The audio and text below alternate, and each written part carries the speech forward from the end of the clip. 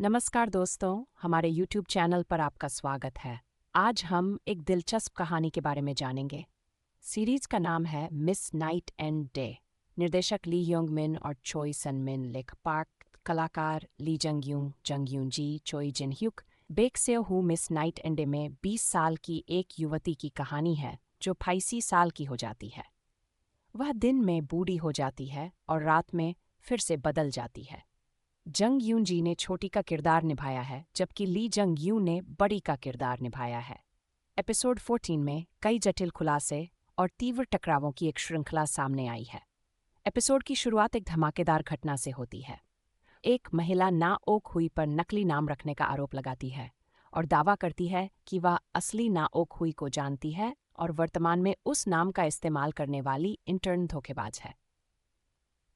इस खुलासे के बाद सुन ने मिस्टर जू से आरोप लगाने वाली महिला की पूरी पृष्ठभूमि की जांच करने को कहा।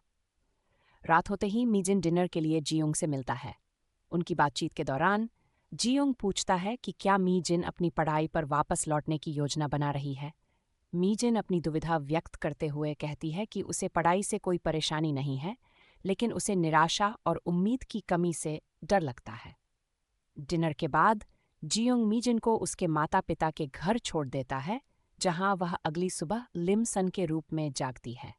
एक आम रविवार की तरह शुरू होने वाले दिन मीजिन की अदृश्य रहने की योजना तब विफल हो जाती है जब जियोंग अप्रत्याशित रूप से आ जाता है। वह यह समझने के लिए दृढ़ संकल्पित है कि मीजिन सुबह सुबह उससे क्यों नहीं मिलती। मीजिन के माता पिता को अपने घर से भागते हुए देखते हैं, उस पीछा करते हैं। इस अजीब महिला की उपस्थिति से हैरान हो जाते हैं।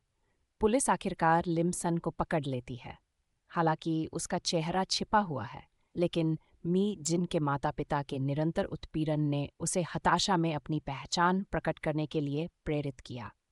वह एक पुरानी कहानी सुनाती है कि उसने जो जैकेट पहनी है उसे खरीदने के लिए उस पर दबाव डाला गया था। जियोंग इस समय के आसपास स्टेशन पर पहुंचती है। हाल ही में उसे पता चला है कि मी जिन की लापता चाची का नाम भी लिमसन था। नकली लिमसन का सामना करते हुए जियोंग ने जानना चाहा कि वह क्यों दिखावा कर रही है। भावनाओं से अभिभूत मी जिन केवल रो सकती है, जिसे जियोंग के पास कोई जवाब नहीं रह जाता। इस बीच मी जिन की मां सवाल करना शुरू कर देती है कि क्या वह अपनी छोटी बहन को पहचानने में विफल रही है, यह सोचकर कि अगर लिमसन 20 साल और जीवित रहती तो वह कैसी दिखती। उसने जो चोट पहुंचाई है उसकी सीमा को महसूस करते हुए मी जिन ने आगे के नुकसान को रोकने के लिए अपनी नौकरी छोड़ने का फैसला किया। अपना इस्तीफा सौंपने से पहले वह श्री बेक द्वारा नियुक्त एक निजी अन्वेषक पीआई से मिलती है।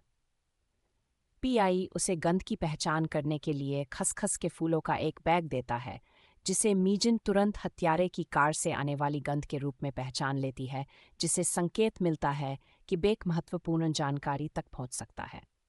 साथ ही जियोंग को पता चलता है कि अन्य प्रशिक्षुओं में से एक उसकी मां के लापता होने के मामले में शामिल एक पुलिस अधिकारी था, यहां तक कि उस उथल-पुथल भरे दौर में युवा जियोंग की देखभाल भी कर रहा था। यह खोज कहानी के कई धागों को एक साथ जोड़ती है।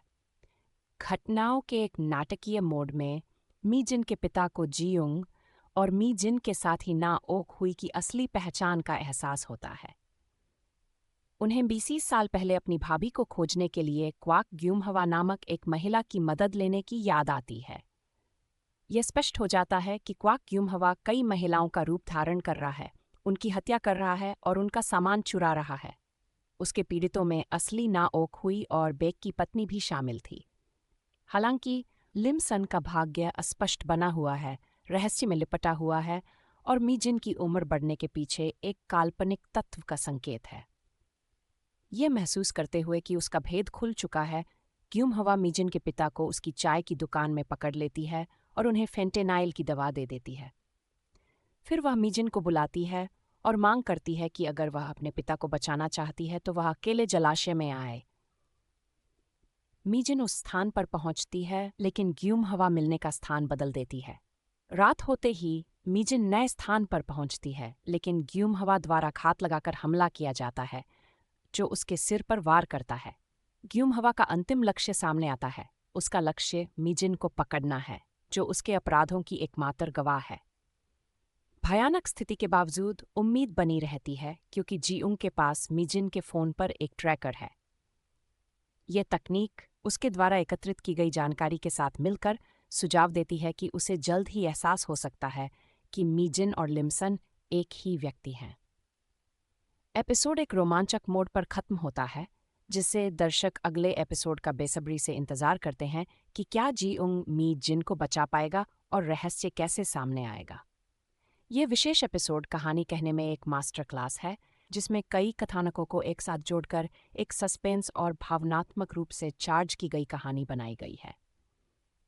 लेखक सांसारिकता को नाटकीयता के साथ मिलाने में माहिर हैं, जैसा कि मीजिन के रोजमर्रा के संघर्षों और उसकी असली पहचान के बारे में गहन खुलासे के बीच के अंतर में देखा जा सकता है। एपिसोड की गति तेज है, जो दर्शकों को अपनी सीटों के किनारे पर रखती है, क्योंकि रहस्य उजागर होते हैं और दाम बढ़ते हैं। तो दोस्तों, अगर ये वीडियो दिलचस्प है तो हमारे YouTube चैनल को सब्सक्राइब करें और अधिक अपडेट के लिए बेल आइकन पर क्लिक करें।